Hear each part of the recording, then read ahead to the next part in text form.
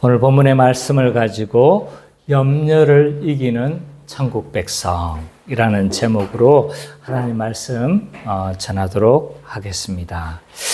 지난주 우리는 하나님 나라 백성의 소망은 하늘의 보화를 쌓는 자이다 라는 것을 우리가 살펴봤습니다. 19절부터 24절 전체는요, 하나님 나라를 추구하는 데 있어서 가장 강력한 방해물 중에 하나였던 재물, 즉 돈에 대해서 많이 언급하고 있습니다. 내용들을 좀 살펴보면요, 19절부터 21절까지는 하늘의 보물을 쌓는 것과 땅의 보물을 쌓는 것을 서로 대조하고 있고, 22절부터 23절에서는 눈이 성한 것과 눈이 나쁜 것을 서로 대조하고 있습니다. 그러면서 24절이 본문의 해석의 열쇠라고 했습니다.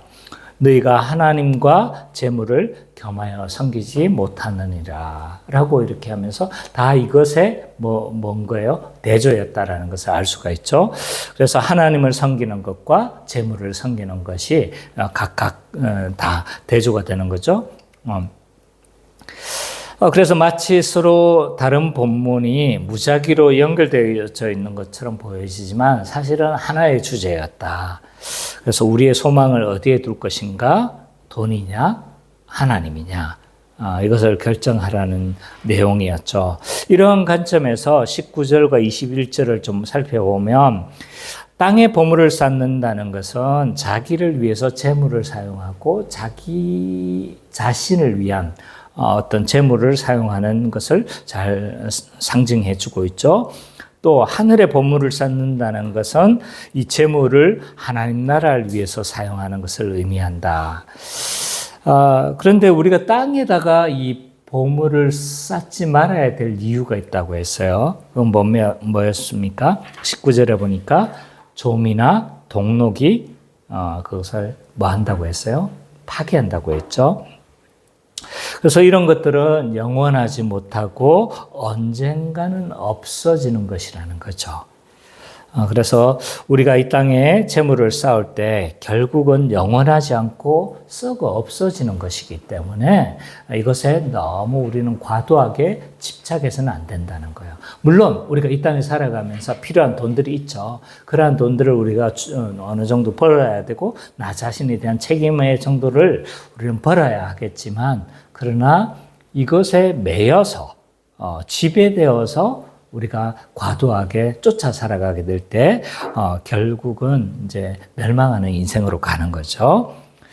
그래서 이 하늘의 보물을 쌓아야 된다라고 그렇게 20절에는 말씀하고 있어요. 그래서 재물을 하나님 나라를 위해서 우리는 잘 사용해야 된다. 그리고 이 두 번째 단락이었던 22절과 23절을 좀 살펴보면 우리 눈이 성할 것을 요구하고 있죠. 사람의 눈은 이제 무언가를 판단하고 결정하는 중요한 요소가 되듯이 마음의 눈이 있다는 거예요. 그래서 마음의 눈이 성할 것을 요구하고 있어요. 영적인 눈이 성해야 된다는 거죠. 그래서 이 눈이 어둡다는 것은 마음이 재물에게 뺏겨져 있는 상태인 거예요. 그리고 눈이 밝다는 것은 우리가 하나님을 섬기는 것으로 좀 우리가 이해할 수가 있는 거죠. 그래서 눈이 성한 사람은 온몸이 밝을 거다. 왜? 하나님이 그 인생을 주관하시고 인도하시고 붙드시기 때문에 그 눈이 밝은 거죠. 반대로 눈이 나빠지는 건 영적인 눈이 어두우니까 어떻게 되는 거예요? 재물을 쫓아가게 되고 재물을 탐욕하는 그러한 삶을 살아가기 때문에 결국은 어두운 멸망의 길로 갈 수밖에 없다. 그렇기 때문에 이제 19절과 24절 전체에서는 하나님을 섬길 것인지 또는 재물을 섬길 것인지 두 가지 중에 우리가 선택하라. 그렇게 예수님은 이제 산상수훈을 통해서 하나님 나라 백성이 어떻게 살아야 되는지를 잘 보여주고 있죠. 자, 오늘은 사실은 앞의 본문과도 연결되어진다고도 할 수가 있어요. 왜냐하면 하나님 나라 백성은 하늘의 보화를 쌓는 자잖아요. 그죠? 하늘에 보화를 쌓는데 왜 그렇게 행하지 못하는지를 오늘 본문에서 잘 보여주고 있거든요. 하나님 나라의 보화를 쌓고 하늘의 보화를 쌓아야 되는데 이게 잘 안 되는 거예요. 오늘 그 이유가 이제 거기에 대한 부분들이 좀 잘 드러나고 있습니다. 오늘 본문은 교회가 하나님 나라를 추구하지 않는 원인에 대해서 설명하고 있는데요. 25절과 32절을 우리 예지 자매가 좀 읽어주시겠습니까? 25절부터 32절까지. 그러므로 내가 너희에게 이르노니 목숨을 위하여 무엇을 먹을까 무엇을 마실까 몸을 위하여 무엇을 입을까 염려하지 말라. 목숨이 음식보다 중하지 아니하며 몸이 이복이 중하지 아니하냐. 공중의 새를 보라. 심지도 않고 거두지도 않고 창고에 모아들지도 아니하되 너희 하늘 아버지께서 기르시나니 너희는 이것들보다 귀하지 아니하냐. 너희 중에 누가 염려함으로 그 키를 한 자라도 더할 수 있겠느냐. 또 너희가 어찌 의복을 위하여 염려하느냐. 그대 백합화가 어떻게 자라는가 생각하여 보라. 수고도 아니하고 길쌈도 아니하느니라. 그러나 내가 너희에게 말하노니 솔로몬의 모든 영광으로도 입는 것이 옷 하나만 갖지 못하였느니라. 오늘 있다가 내일하고 위에 던져지는 들불도 하나님이 이렇게 피시거든 하물며 너희가 보냐 믿음이 작은 자들아. 그러므로 염려하여 이르기를 무엇을 먹을까 무엇을 마실까 무엇을 입을까 하지 말라. 이는 다 이방인들이 구하는 것이라. 너희 하늘 아버지께서 이 모든 것이 너희에게 있어야 할 줄을 아시느니라. 오늘 본문의 내용을 보면요, 염려하지 말라는 것으로 주를 이루고 있어요. 염려하지 말라. 왜 인간은 염려하는가? 이 원인을 이해하기 위해서는 먼저 인간의 타락된 상태를 좀 먼저 이해할 필요가 있습니다. 인간은 타락으로 인해서 하나님으로부터의 영원하신 공급으로부터 단절되어졌습니다. 죄는 네 가지 단절이 이루어졌다라고 합니다. 조직신학적으로 하나님과 단절, 이웃과 단절, 또 나 자신과의 단절, 피조물과의 단절이 이루어졌다라고 해요. 그래서 우리는 죄로 인해서 하나님과 단절이 이루어졌기 때문에 우리는 하나님의 영원하신 공급으로부터 단절될 수밖에 없습니다. 그래서 이런 영원하신 공급으로부터 단절된 인간의 실존적인 현상은 뭐냐라고 했었을 때 결핍인 거예요. 결핍. 왜냐하면 이제 하나님의 공급으로 살아가는 것이 아니라 누구의 힘으로 살아가야 되는 거예요?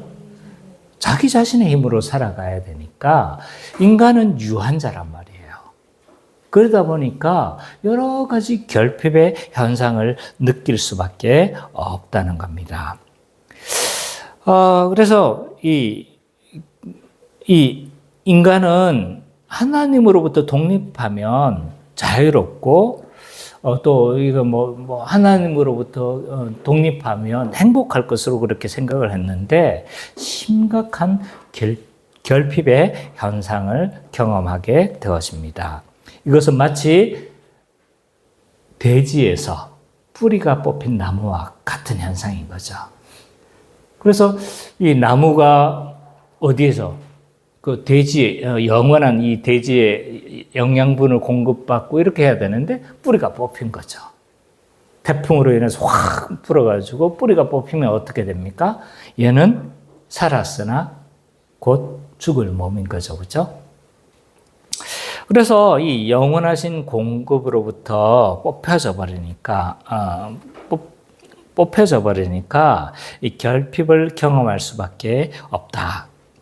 그리고 이런 결핍을 경험하는 인간은 어떤 일들을 하냐면 늘 불안과 염려에 휩싸일 수밖에 없습니다. 그래서 탐욕으로 채우려는 이런 욕구만 가득하게 되어지고요. 그래서 이런 결핍을 채우기 위해서 무언가를 착취하고 빼앗으려고 하는 것이 이제 하게 되어지고 또 이게 결핍을 채우지 못하면 어떻게 됩니까? 불안하고 염려가 생기는 거죠. 그래서 이런 불안으로부터 인간은 해방하기 위해서 안식과 안녕을 줄 만한 어떤 것들을 자꾸 축적하는 거예요. 하나님 대신에. 그래서 이게 대표적인 것들이 이제 우리가 우리의 재물들을 축적하는 거죠. 그래서 이런 재물을 축적하면 어떻게 될 거라고 생각하는 거예요? 나에게 안식과 안녕을 줄 것으로 그렇게 생각을 하는 겁니다. 이게 성경에서 잘 나와 있어요. 누가복음 12장 15절부터 21절. 선미자매가 한번 좀 읽어주시겠습니까? 누가복음 12장 15절부터 21절.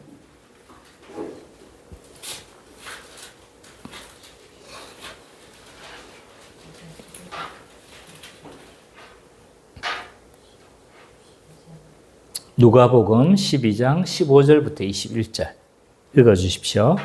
그들에게 이르시되 산과 모든 탐심을 외르시라. 사람의 생명이 그 소유에 넉넉한 데 있지 아니하리라 하시고 또 비유로 그들에게 말하여 이르시되 한 부자가 그 밭에 소출이 풍성하니 심중에 생각하여 이르되 내가 곡식 쌓아둘 곳이 없으니 어찌할까 하고 또 이르되 내가 이렇게 하리라. 내 곡간을 헐고 더 크게 짓고 내 모든 곡식과 물건을 거기에 쌓아두리라.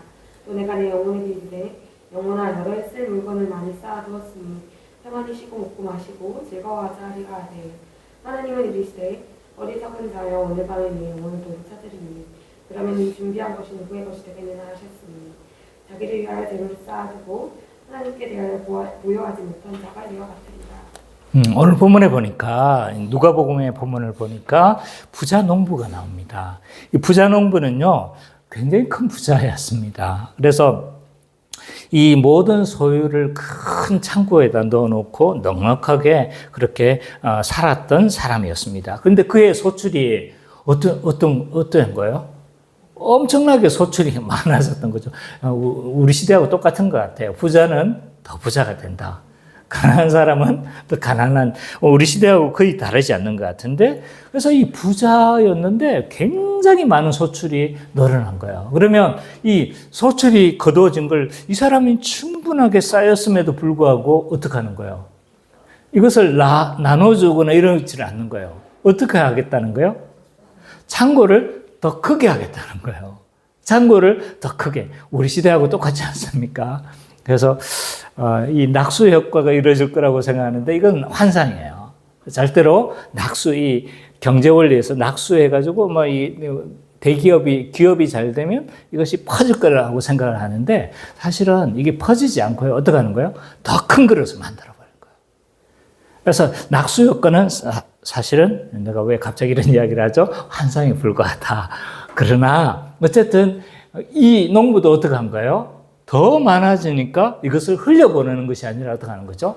더 큰 창고를 지어서 어떻게 하냐면 더 이렇게 그것을 이제 풍족하게 하려고 하는 것을 볼 수가 있습니다. 그렇게 하려고 하는 목적이 뭔 거예요? 막대한 부를 가지고 영혼의 평안과 안녕을 추구하려고 하는 것을 볼 수가 있습니다. 이 사람 죄로 물든 인간의 실존적 특징은요, 불안과 염려인 거예요.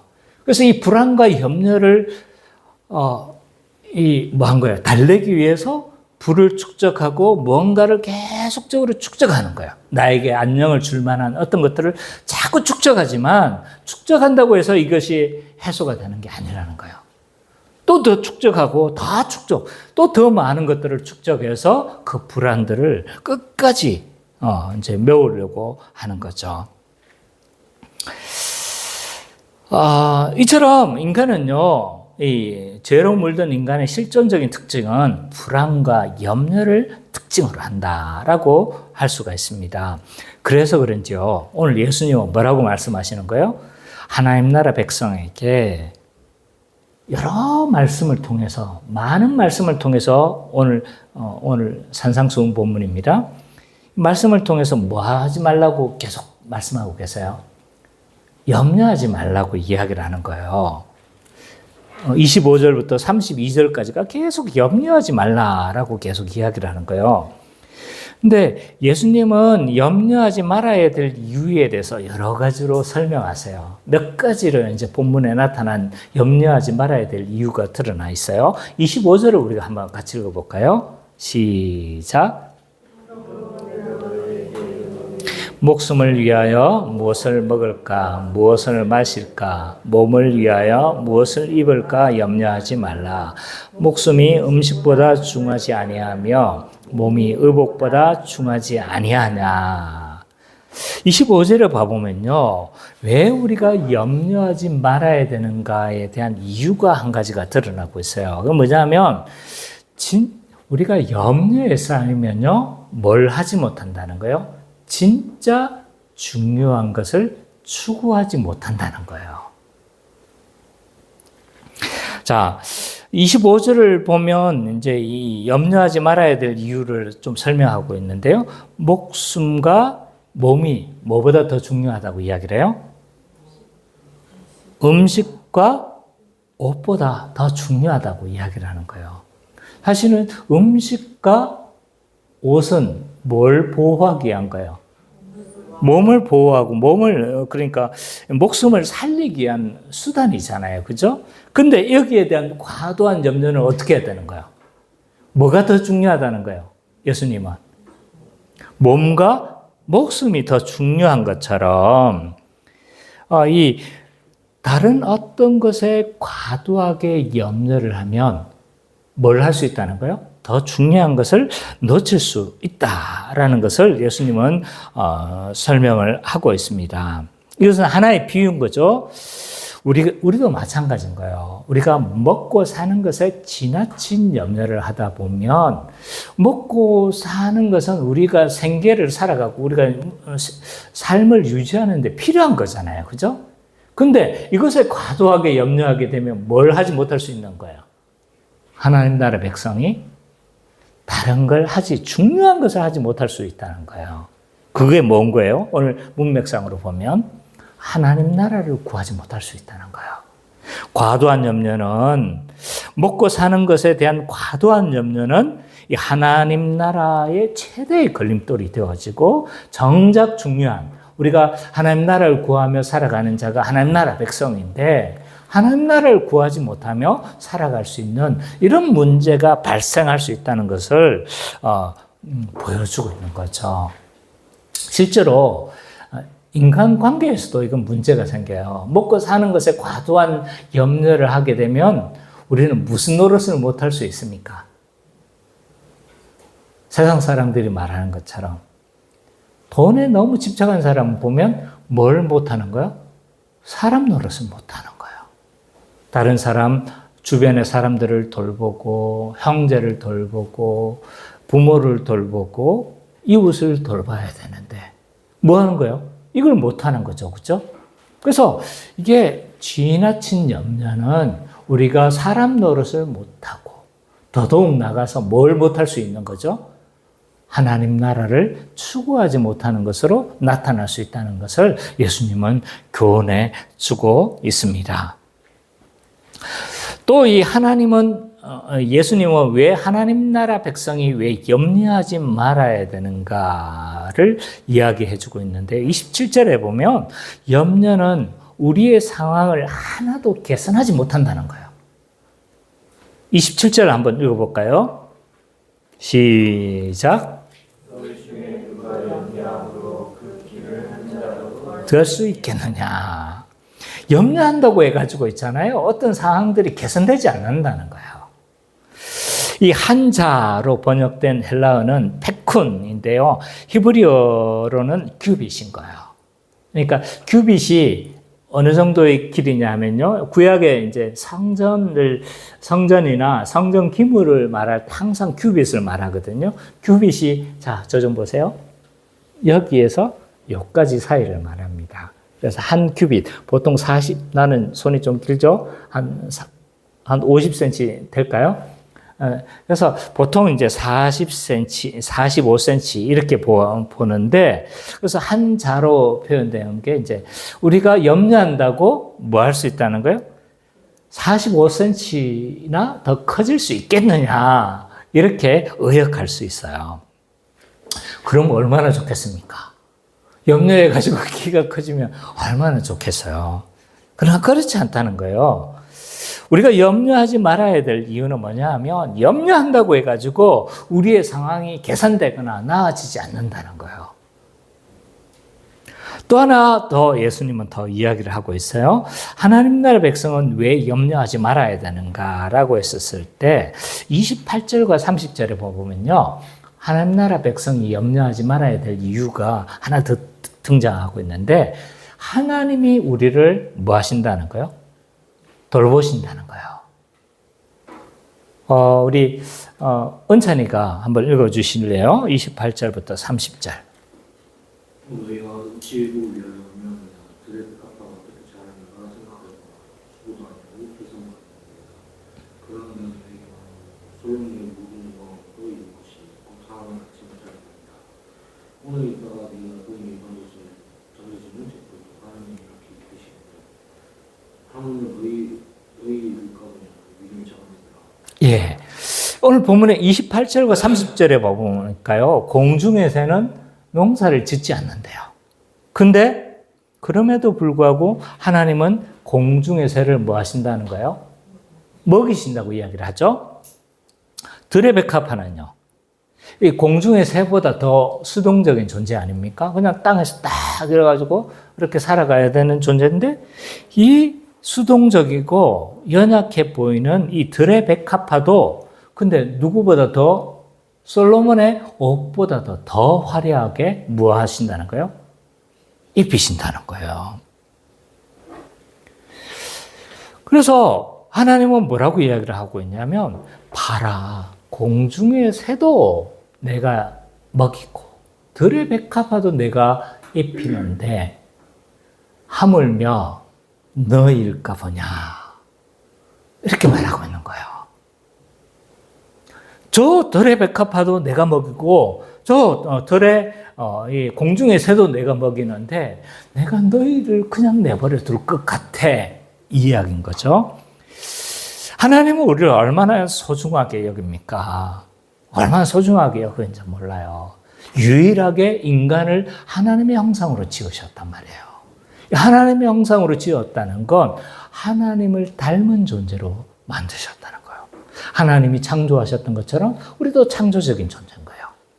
하나님이 삼위일체에 교제하는 존재인 것처럼 우리도 어떻게 하는 거예요? 교제하며 인격적으로 살아가는 존재가 하나님의 형상을 닮았다고 여러 가지로 설명할 수가 있어요. 하나님이 통치하신 것처럼 우리도 뭐 어떤 존재인 거예요? 통치적인 존재인 거죠. 그래서 우리는 하나님의 형상을 닮았을 뿐만 아니라 하나님의 형상을 받았을 뿐만 아니라 뭐 한 거예요? 이 세상을 다스리는 대리 통치자로 세우셨단 말이에요. 그리고 타락하고 난 이후에서는 몇 천 년의 역사를 걸쳐서 어떻게 하는 거예요? 하나님의 구속 역사를 형성하시고 우리를 구원하셨단 말이에요. 하나님의 자기의 독생자를 희생하면서까지 우리를 구하신 거예요. 그러니까 우리를 향해서 야, 들의 백합화도 저렇게 내가 소중히 여기고 하늘의 새도 내가 귀중하게 여겨서 보호하는데 너희일까 보냐 이렇게 말씀하고 있는 거예요. 그 뒤에 가로가 쳐져 있습니다. 믿음에 눈이 뜨인 사람 보여요. 가로에 뭐라고 되어 있냐면 이 바보 멍충아 이렇게 되어 있는 거예요. 네. 이건 농담인 거 아시죠? 네. 그러니까 너 그렇게 모르겠어? 정말 모르겠냐? 내가 이렇게 했는데 들의 백합화도 먹이는데 내가 그렇지 않겠니? 라고 그렇게 말씀하고 있는 거죠.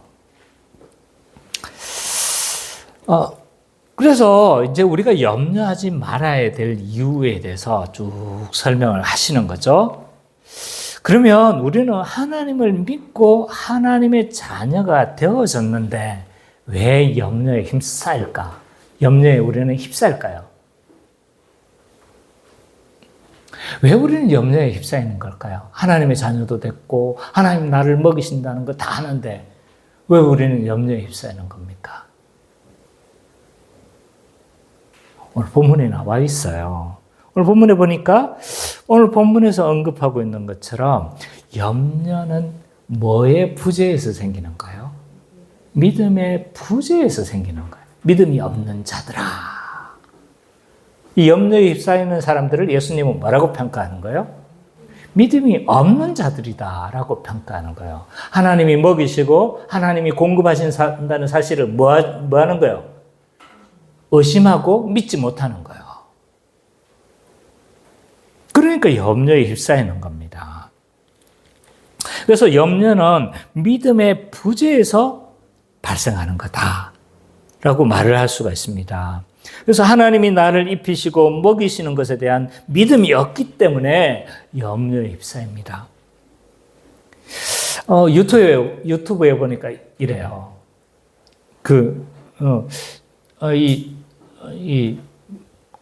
둘이가 이제 애견 이렇게 하신 분들인 것 같아요. 그래서 한 사람은 굉장히 큰 개, 뭡니까? 핏볼 테리어 같아요.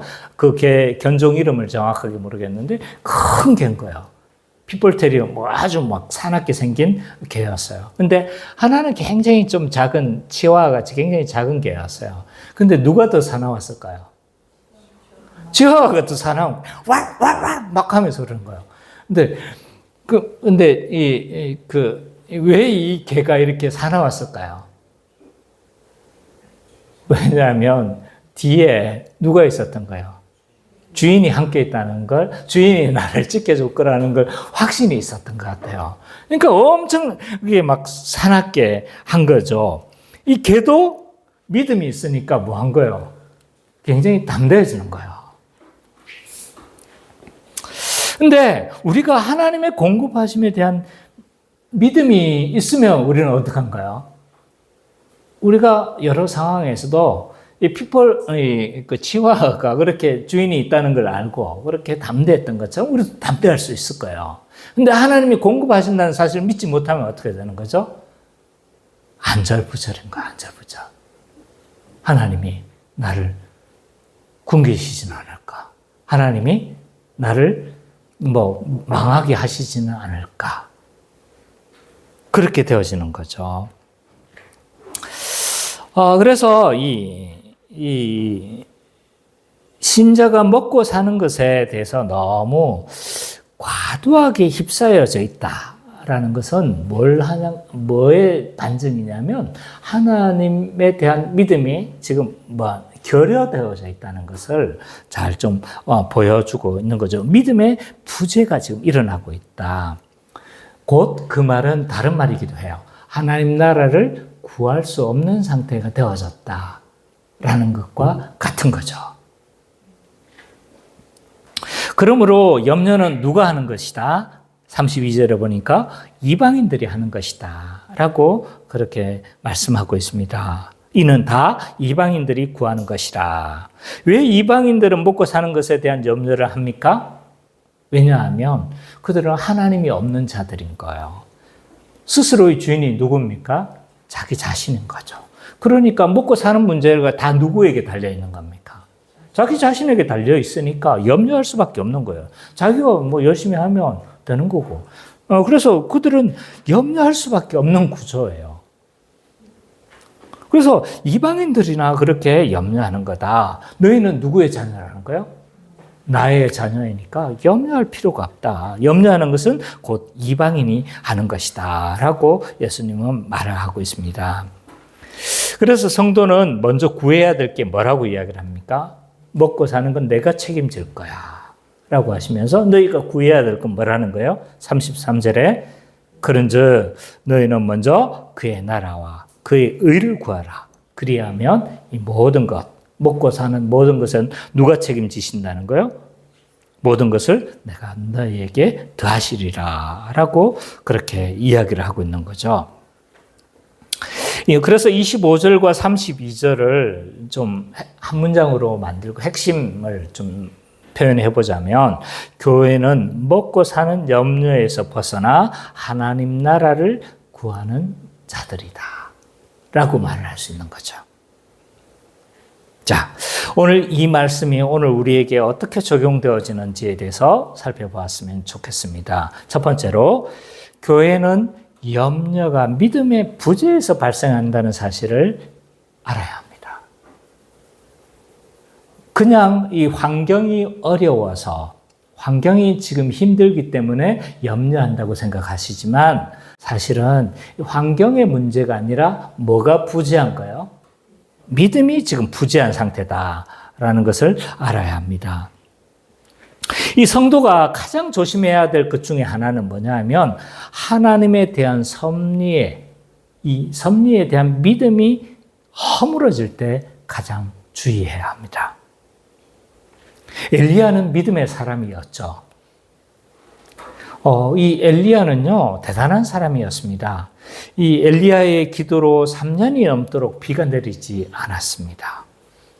또 엘리야가 기도할 때 어떻게 되어진가요? 비가 내렸죠. 그리고 갈멜산에서 바알 선지자와 850명과 홀로 믿음의 영적인 대결을 했던 것을 우리가 잘 알고 있습니다. 그리고 이 사람은요, 유일하게 죽음을 보지 않고 성천한 두 사람 중에 한 사람인 거죠. 한 사람이 누굽니까? 예? 에녹도 그렇죠. 모세도 이제 유대인들은 죽음을 보지 않고 죽었다, 성천했다고 보거든요. 그래서 이 모세의 성천기라는 게 있어요. 책에 보면. 어쨌든 그런 유대인들은 그 믿고 있는 거고, 어쨌든 성경에서 드러나고 있는 죽음을 보지 않고 이렇게 성천한 사람을 두 사람으로 꼽고 있는데, 하나는 에녹이고 하나는 누군가요? 엘리야인 거죠. 그래서 이 대단한 믿음의 사람이었다고 할 수가 있습니다. 근데 이런 믿음의 사람도 믿음이 무너지는 때가 있는 거예요. 열왕기상 19장 1절부터 4절 한번 볼까요? 열왕기상 19장 1절과 4절. 선미자매 한번 읽어주십시오.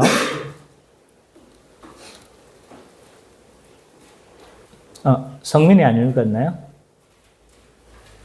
열왕기상 성민이가 읽어주십시오. 19장 1절에서 4절.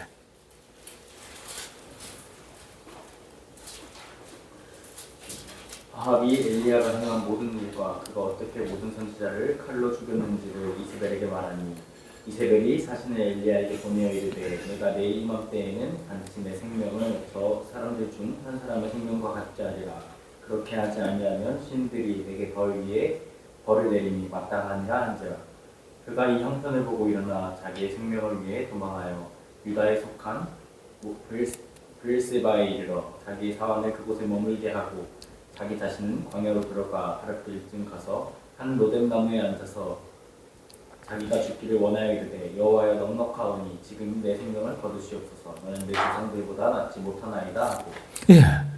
이 믿음의 대단한 사람이었잖아요. 850대 1과 싸우면서 영적인 전투를 통해서 막 강력한 역사를 보였던 이 엘리야도 그 믿음의 그 영적 전투에서 이 엘리야가 이겼다는 소식을 듣고 누가 그 대적자였던 아합 왕과 또 그 아내 이세벨이 내가 오늘이 지나기 전에 너 반드시 죽일 거야.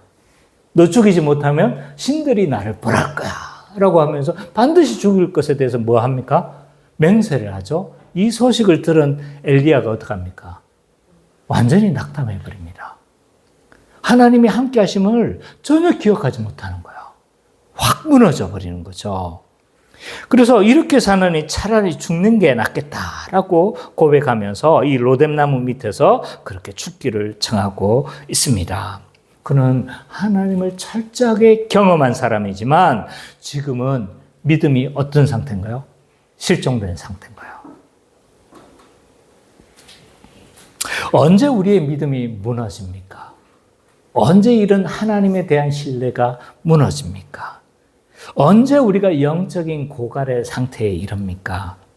대부분의 원인이 있어요. 대부분의 원인은 뭐냐 하면 은혜의 수단을 거의 활용하지 않기 때문입니다. 하나님 우리에게 주신 은혜의 수단들이 있잖아요. 그죠? 이런 은혜의 수단들을 거의 활용하지 않는 거예요. 굉장히 단순한 원리입니다. 왜 우리가 영적인 고갈이 생깁니까? 우리가 왜 믿음의 결여의 상태에 생깁니까? 이유가 있어요. 뭐보다? 입력보다 뭐가 많은 거예요? 출력이 많은 거예요. 당연하지 않겠습니까? 먹는 것보다 출력이 많으면 어떻게 될까요? 고갈 상태가 생기겠죠. 그죠? 우리의 영적인 법칙도 마찬가지입니다. 은혜의 수단을 통해서 날마다 영적인 공급을 받아야 되는데 공급하지 않고 큐티도 하지 않고 DBS도 안 하고 뭐 그렇게 하고 뭐 그러면 어떻게 될까요? 영적인 고갈 상태가 생기는 거죠. 그러면 어떻게 되는 거예요? 믿음이 결여되어질 수밖에 없다라고 말을 하는 거죠. 우리의 믿음이 언제 생깁니까? 로마 10장에 보면 믿음은 들음에서 나고 말씀, 은혜의 수단을 듣고 경험할 때 우리는 우리의 믿음이 더욱 견고해지고 우리가 마음이 새롭게 되어질 뿐만 아니라 그러니까 우리 성령이 계속적으로 충만해지는 거죠. 그래서 은혜의 수단을 적절하게 활용하기를 게을리한다라면 반드시 영적인 고갈이 생길 수밖에 없고 또 하나 이럴 때 믿음의 부재 현상이 나타날 수밖에 없다. 또 다른 원인 중에 하나는요. 영적인 지나친 긴장이 우리의 영적 고갈을 일으키게 합니다. 너무 지나친 영적인 긴장은 오히려 영적인 고갈을 맞이하게 합니다. 너무 급격하게 이제 소모가 된 거죠. 대표적인 예가 엘리야의 경우예요. 엘리야가 어떻게 했습니까? 이전까지만 해도 성령으로 충만한, 믿음이 충만한 사람 아니었습니까? 그래서, 그 바알 선지자 850대 1과 싸웠으나 그 순간, 이 한순간에 확 무너지는 거예요. 이런 강력한 영적 전투 뒤에 뭐가 찾아온 거예요? 영적 침체가 발생한 것을 볼 수가 있습니다. 지나친 영적인 긴장 후에 오는 영적인 고갈 상태가 있어요. 저도 이걸 많이 경험합니다. 저는 주로 언제 경험할까요? 목회자들이 주로 발생하는 때가 어디냐면 주일 설교 후, 주일 저녁 이때만 해요. 허할 때가 많습니다. 어떤 경우는 어떠냐면 제가 지금은 그렇지 않은데 옛날에 이제 주일 다 마치면 집에 가서 있잖아요. 아무 생각 없이 TV를 탁 켜요. 1시간 정신없이 가만히 있다 보면 이제 제정신이 돌아오는 거예요. 영적인 많은 긴장을 한 거죠. 지금은 그렇지 않아요. TV도 나오지도 않고. 그래서 이 지나친 영적인 긴장 뒤에 오는 영적 고갈이 있다는 것을 우리는 알아야 합니다. 또 하나가 더 있다고 해요. 그런데 여러분들과 저에게는 해당되지 않습니다. 뭐냐면 하나는 이제 영적인 지나친 과식도 영적 고갈이 찾아오게 한답니다. 근데 우리는 과식한 경우가 거의 없잖아요. 저만 그렇습니까? 그러니까 이건 너무 염려하시지 않아도 돼요. 그래서 두 가지 경우에서 대부분 어떻게 되는 거예요? 이제 영적인 고갈이 찾아오게 되고 이때 믿음이 잃어버리는 이런 좀 현상이 발생할 수 있다는 거죠. 그래서 이렇게 영적인 고갈로 인해서 우리의 믿음이 무너지면 어떤 현상이 발생하냐면 이럴 때 찾아오는 것이 염려와 근심인 거예요. 그래서 내가 근심하고 있고 염려에 휩싸여 있다는 것은 지금 곧 뭐의 상태는 거예요? 믿음의 결여의 상태에 있다. 그리고 이때 더 부각이 되는 게 뭐냐면 환경이 부각되는 거예요. 환경이 더 크게 느껴지는 거죠. 지금 닥쳐진 상황들이 2배로 더 어렵게 느껴지고 2배로 더 두려운 상황으로 느껴질 수밖에 없습니다. 마치 베드로가 무리를 걸을 때 믿음으로 걸었지만 그 믿음이 허물어지니까 어떻게 하는 거예요? 주변 환경이 보니까 파도가 막 치는 거예요. 믿음이 사라지는 그 순간 어떻게 된가요? 물에 빠지기 시작했죠. 우리도 살아가면서 종종 믿음이 무너지는 때가 발생합니다. 그때 현상은 뭐냐면 염려가 찾아옵니다. 동일한 것 같아요. 우리가 믿음이 사라지면 자꾸 이제 막 사실은 저 멀리 있었던 염려인데 있잖아요. 어떻게 하는 거예요? 끌어서 어떻게 하는 거예요? 염려를, 저 멀리 있는 염려를 끌어가지고 가져와가지고 내 염려로 삼는 거죠.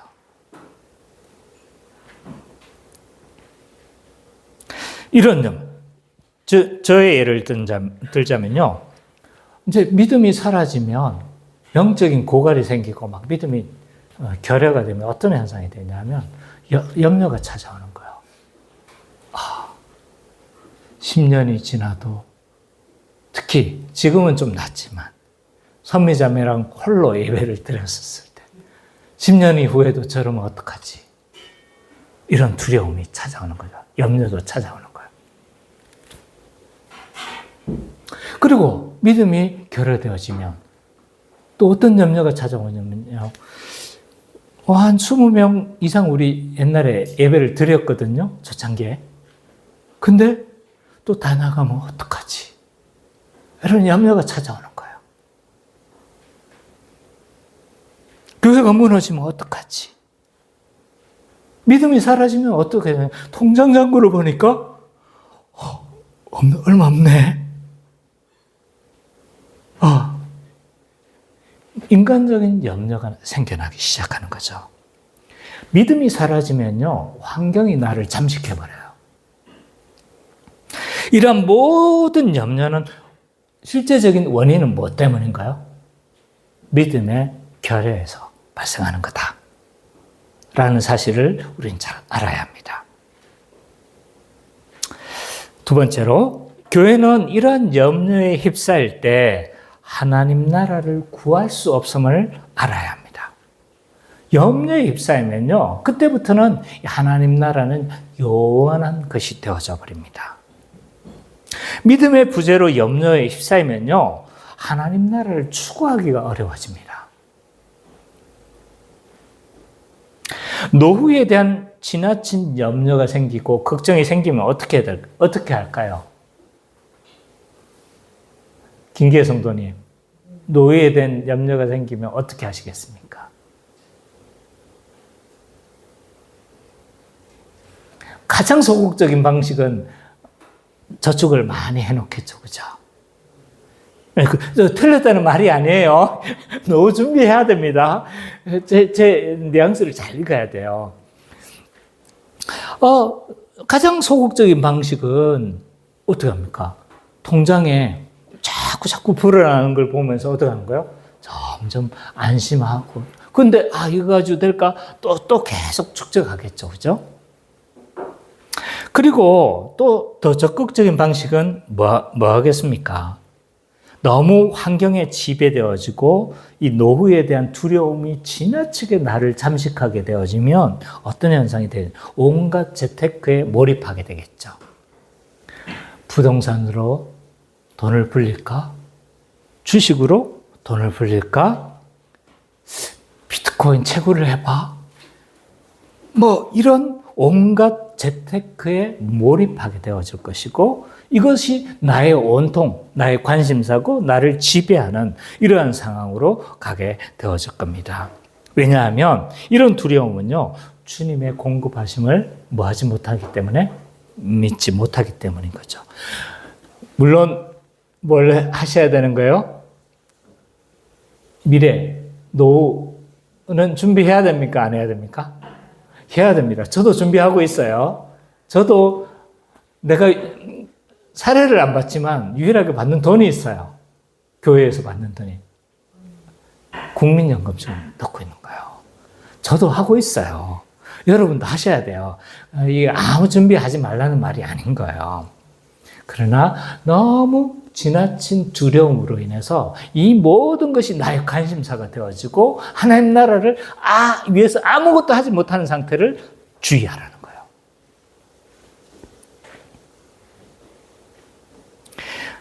또 믿음의 부재로 주변 사람의 성공을 볼 때 비교하게 되고 힘들어지면서 어떻게 하는 거예요? 염려에 빠지죠. 주변 사람이 성공하면 어떻습니까? 특히 친한 친구가 잘 돼요. 축하해주고 싶죠. 축하해주면서도 마음 한구석은 어떻던가요? 저만 그런지 모르겠어요.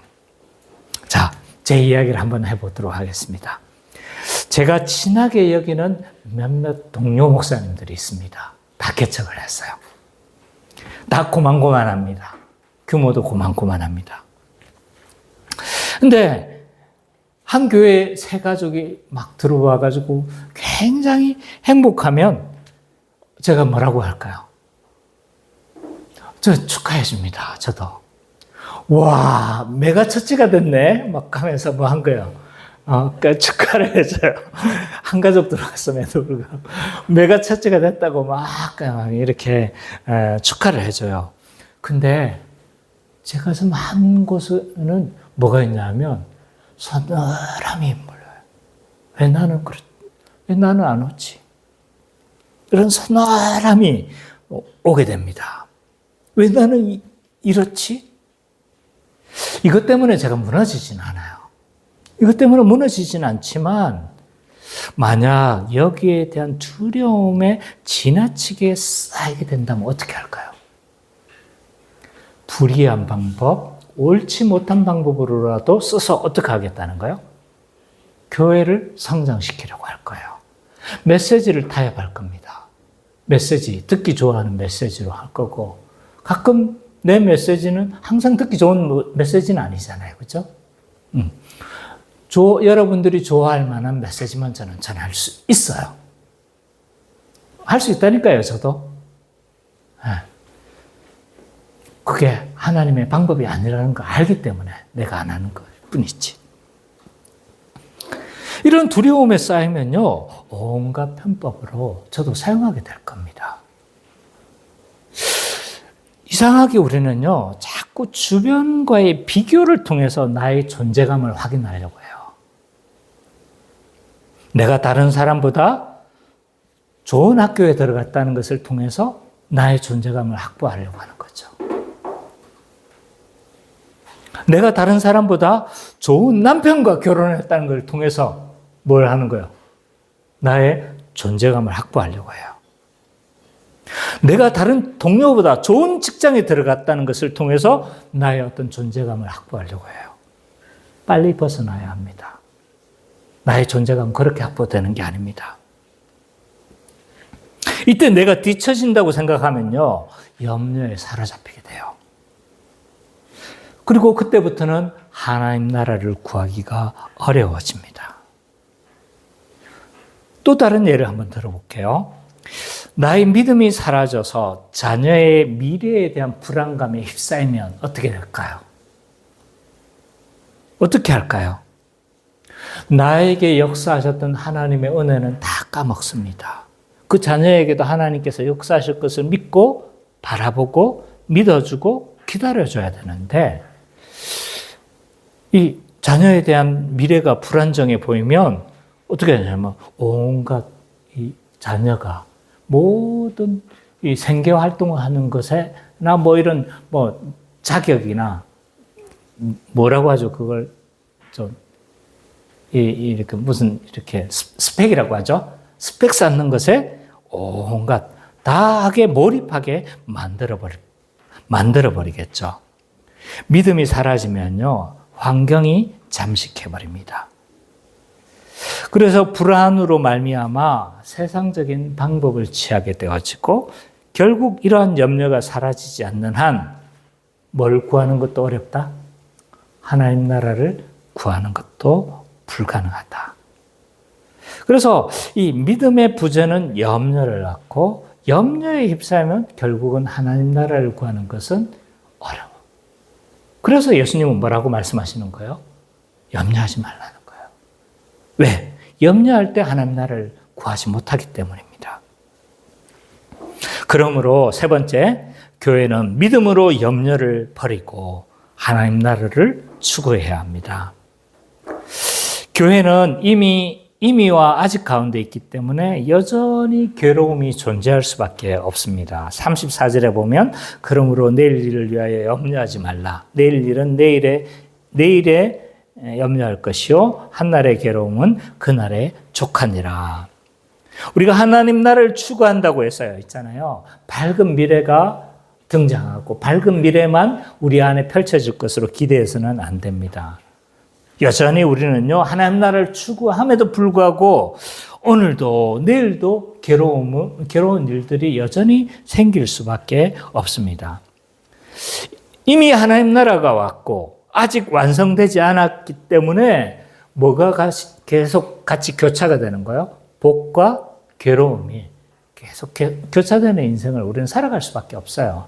그건 신자든 불신자든 다 동일하게 이런 일들을 이제 즐거운 일과 어려움이 늘 상존하게 마련입니다. 여전히 먹고 사는 문제는요, 만만치 않게 우리의 삶을 괴롭힐 겁니다. 여전히 노후에 대한 염려는요, 끊임없이 우리의 믿음을 시험할 겁니다. 또한 성공에 대한 염려는요, 불쑥불쑥 찾아와서 나의 믿음을 점검할 겁니다. 이것에서 자유로울 수는 없는 거죠. 이때 우리는 하나님 나라 백성은 어떻게 살아야 되는가? 믿음으로 염려를 벗어나야 합니다. 어떤 믿음인가요? 하나님이 오늘 우리의 일용할 양식을 공급한다는 사실을 우리는 믿어야 합니다. 또한 어떤 믿음이냐 하면 하나님이 들꽃과 이 하늘의 공중의 새보다도 우리를 소중히 여기시고 귀하게 여기신다는 사실을 우리는 또한 믿어야 합니다. 또 하나, 우리는 어떤 믿음을 가져야 되느냐? 어떤 순간에서도 하나님이 선하신 분이시라는 걸 우리는 믿어야 합니다. 그래서 이 믿음으로 이런 염려에서 벗어나야 됩니다. 그러므로 교회는 먼저 그 나라와 염려에서 벗어나 그의 나라와 그의 의를 구하는 것이 마땅합니다. 하나님 나라와 그의 의를 구하겠다는 건요, 하나님 나라를 소망하며 살겠다는 거예요. 하나님 나라를 소망하며 살아가는 것이 도대체 뭐냐? 좀 약간 분명해 보이지 않지만, 그러나 한 가지 설명해 줄 수 있는 건 하나님 나라를 소망하며 살겠다는 건요, 곧 성경적인 교회를 소망하며 살아가겠다는 것과 동일한 말입니다. 왜냐하면 하나님 나라는 어디에서 펼쳐지는 거예요? 교회에서 펼쳐지잖아요. 교회를 통해서 현시되어지잖아요. 교회를 통해서 증시되어지잖아요. 그렇기 때문에 우리가 하나님 나라를 위해서 살겠다는 건요, 성경적인 교회를 이루어가면서 살겠다는 결심과 동일한 말입니다. 이건 교회에 충성하고 봉사라는 말이 아니에요. 물론 그럴 때도 있죠. 이것은 우리 교회가 성경적인 교회, 하나님이 원하시는 교회를 날마다 꿈꾸며 살자는 거예요. 물론 우리가 살아가다 보면 교회가 커지면 한 사람의 문제가 더 생길 거예요. 두 사람이 들어오면요, 두 사람의 문제가 더 생깁니다. 그래서 어떤 경우는 교회에 대한 실망도 생기겠죠. 그러나 우리가 하나님 나라에 대한 소망, 성경적인 교회에 대한 소망을 우리가 잃어버리지 않았으면 좋겠습니다. 성경적인 교회란 어떤 교회입니까? 말씀이 우선성이 되는 교회입니다. 말씀이 지배하는 교회입니다. 말씀대로 순종하는 교회가 성경적인 교회입니다. 여러분은 어떤 꿈을 가지고 있는지 모르겠습니다. 그냥 시집장가 잘 가서 잘 먹고 사는 것이 나의 꿈이야, 유일한 꿈이야. 아니면 다른 사람보다 이 좋은 차, 포르쉐, 람보르기니를 폼나게 끌고 다니는 것이 여러분의 꿈입니까? 아니면 수성구 50평대의 집을 사가지고